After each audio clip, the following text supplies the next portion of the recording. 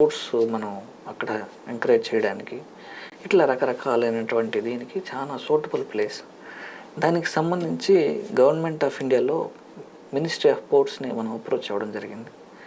సాగర్మాల కింద వాళ్ళు beaches develop చేయడానికి, ఐలాండ్స్ డెవలప్ చేయడానికి, అక్కడ ఇన్ఫ్రాస్ట్రక్చర్ డెవలప్ చేయడానికి వాళ్ళు సుముఖత చూపించినారు పులికాట్లో.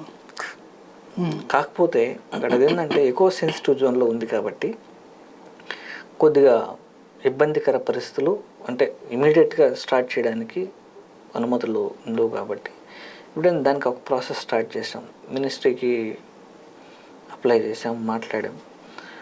సో అక్కడ రోడ్ ఫెసిలిటీస్ కూడా ప్రాపర్గా లేవు. దీనికి ఏంటంటే గోవా ఫౌండేషన్ వాళ్ళు సుప్రీంకోర్టులో సిమిలర్ ఇష్యూ ఉంటే సుప్రీంకోర్టులో కేసు వేశారు.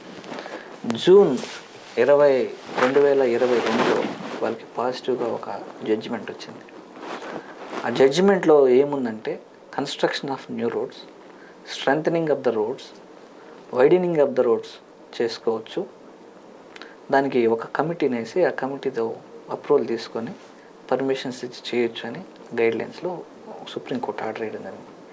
దాన్ని చూపించి జాయింట్ సెక్రటరీకి మినిస్టర్స్ని కలిసి అది అప్రైజ్ చేసి పార్లమెంట్లో నేను క్వశ్చన్ రైజ్ చేసి, పార్లమెంట్లో క్వశ్చన్ రైజ్ చేస్తే వాళ్ళ దగ్గరికి ఆన్సర్ పోతే ఇవన్నీ మనకు ఆన్సర్గా వచ్చేటట్టు చూసుకొని దాన్ని తీసుకొచ్చి మన సీఎంఓలు అధికారులకి అంతా ఇచ్చి అక్కడి నుంచి పీసీసీఎఫ్ గారికి అది డైరెక్షన్స్ చేసుకొని, మధుసూదన్ రెడ్డి అన్న చాలా పాజిటివ్గా ఉంటాడు ఆయన.